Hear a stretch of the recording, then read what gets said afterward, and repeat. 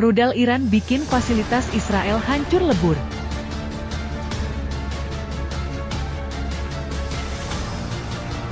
Garda Revolusi Iran atau IRGC mengatakan bahwa mereka bertanggung jawab atas tembakan sejumlah rudal yang disebut untuk bikin fasilitas Israel hancur lebur. Serangan rudal dilontarkan beberapa lokasi di kota utara Irak Erbil, termasuk ke titik yang diklaim sebagai pusat strategis Israel.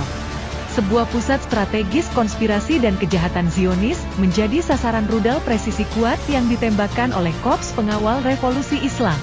Menurut pernyataan IRGC, serangan itu tampaknya sebagai pembalasan atas kematian dua komandan IRGC dalam dugaan serangan udara Israel di dekat ibu kota Suriah, Damaskus, pekan lalu. Sebelumnya Garda Revolusi Iran memperingatkan bahwa Israel akan membayar untuk serangan udara itu.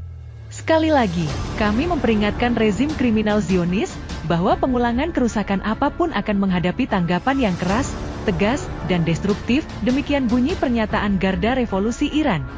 Laporan awal serangan menunjukkan bahwa konsulat AS di Erbil rusak. Akan tetapi seorang pejabat AS kemudian mengatakan tidak ada kerusakan dan tidak ada korban di fasilitas pemerintah AS. Pejabat keamanan Irak mengatakan tidak ada laporan segera mengenai korban dari serangan itu. Seorang pejabat Irak yang tidak disebutkan namanya mengatakan rudal balistik ditembakkan dari Iran tanpa menjelaskan lebih lanjut. Dia mengatakan proyektil itu adalah Fateh 110 buatan Iran. Kemungkinan ditembakkan sebagai pembalasan atas dua pengawal revolusi yang tewas di Suriah pekan lalu dalam dugaan serangan Israel. Menurut pernyataan IRGC, serangan itu sebagai pembalasan atas kematian dua perwira IRGC dalam dugaan serangan udara Israel di dekat ibu kota Suriah, Damaskus, pekan lalu. IRGC telah bersumpah akan membalas dendam atas kematian perwira Ehsan Karbalaypour dan Morteza Saidnejad, kejahatan yang dilakukan oleh rezim Zionis, kata IRGC saat itu.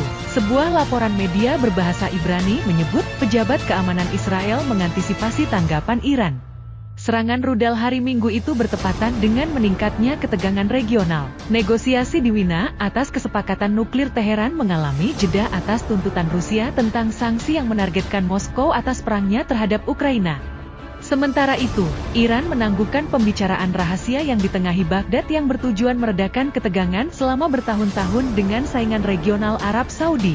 Penangguhan itu dilakukan setelah Arab Saudi melakukan eksekusi massal terbesar yang diketahui dalam sejarah modernnya, dengan lebih dari 3 lusin warga Syiah tewas. Iran telah memiliki kemampuan untuk membuat 5 bom nuklir, klaim Menteri Pertahanan Israel Yoav Gallant dalam kunjungannya ke Athena. Teheran tidak akan berhenti hanya dengan membuat satu senjata nuklir, tegas sang menteri, seraya menambahkan bahwa pengembangan seperti itu akan memiliki konsekuensi besar bagi seluruh Timur Tengah. Jangan salah, Iran tidak akan puas dengan satu bom nuklir saja. Sejauh ini, Iran telah mendapatkan bahan yang diperkaya hingga 20% dan 60% untuk 5 bom nuklir, kata Gallant kepada mitranya dari Yunani, Nikolaos Panagiotopoulos, lapor Times of Israel. Namun, dia mencatat bahwa uranium perlu diperkaya hingga setidaknya 90% kemurniannya untuk membuat senjata nuklir.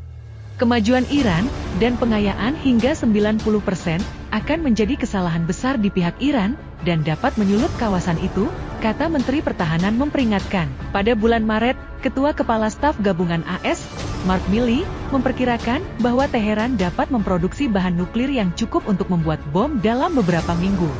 Namun, Jenderal AS itu mengakui bahwa Republik Islam masih membutuhkan beberapa bulan untuk membuatnya menjadi bom. Jenderal AS tersebut mengklarifikasi pernyataannya sebelumnya dengan menghapus kata "dipasang". Teheran sendiri telah berulang kali membantah memiliki senjata nuklir dan menyatakan bahwa program nuklirnya murni untuk tujuan damai. Iran masih secara bertahap meningkatkan tingkat pengayaan uranium di luar batas yang ditetapkan oleh kesepakatan yang dicapai dengan kekuatan dunia. Iran mulai melakukannya setelah Presiden AS saat itu, Donald Trump, secara sepihak menarik diri dari kesepakatan tersebut.